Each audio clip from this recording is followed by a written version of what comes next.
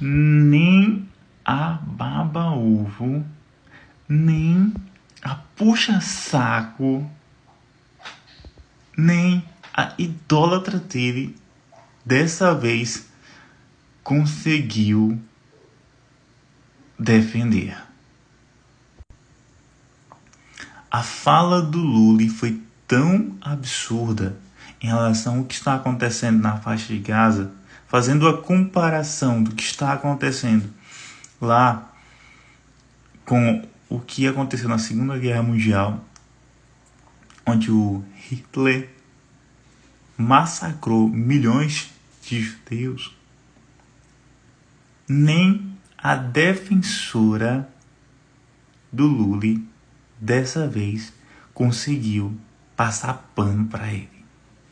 Preste atenção a isso daqui, porque uma pessoa, pelo visto, acaba de ser convertida.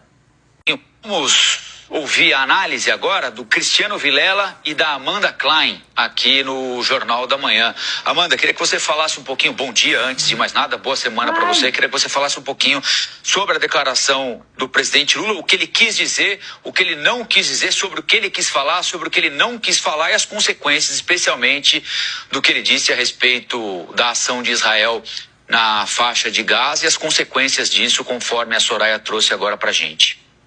As consequências já são graves, né? Mas podem se agravar ainda mais. Colombo, primeiro, bom dia a você, ao Cristiano, à Lívia, bom dia à nossa audiência. Acho que vocês vão achar que eu sou algum caso de profetisa, né, de Cassandra, porque semana passada eu falei para a Lívia, quando ela perguntou sobre o que deveria marcar essa viagem do Lula à África, e eu disse, olha, cuidado com que ele vai falar sobre a guerra Israel-Hamas, né? Quer dizer, uma coisa que não dizia respeito efetivamente ou diretamente a essa viagem, mas a gente sabia que no caldo de cultura, no contexto geral, podia ensejar alguma declaração muito crítica do presidente Lula, como acabou acontecendo.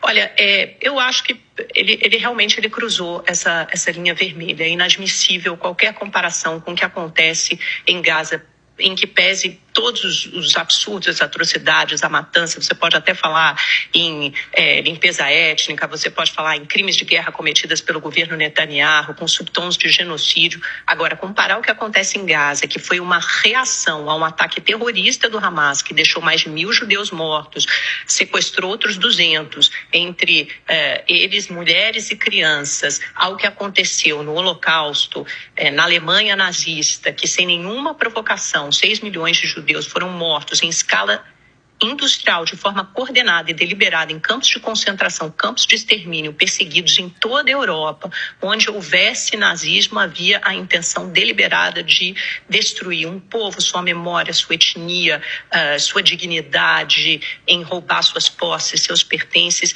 Simplesmente não há base de comparação. E é sim uma forma de atenuar o que aconteceu no Holocausto, quando você compara Gaza ao Holocausto, e é sim uma forma de antissemitismo. Sobretudo, Lula foi infeliz nessa declaração porque ele respondia uma pergunta durante uma coletiva de imprensa. Ele não estava lendo o discurso. Aliás, a pergunta até era sobre outro assunto, mas como dizia a respeito, resvalava nesse tema de Israel, aí ele começa a comentar, para um pouco, pensa e fala como aconteceu com Hitler durante o Holocausto. Quer dizer, é de uma perversidade imensa, mas talvez seja mais de uma ignorância histórica e pior, sabe, o Colombo? Primeiro que não é verdade que a gente não há momentos na história recentes que podem se igualar ou até serem mais graves do que o que acontece em Gaza, e a gente não precisa chegar ao Holocausto, a gente pode falar no genocídio armênio, em Ruanda, no Congo, o que acontece hoje na Rússia. E na mesma entrevista coletiva, como você lembrou, ele é perguntado sobre Alexei Navalny, que é o principal opositor de Putin, morreu na cadeia,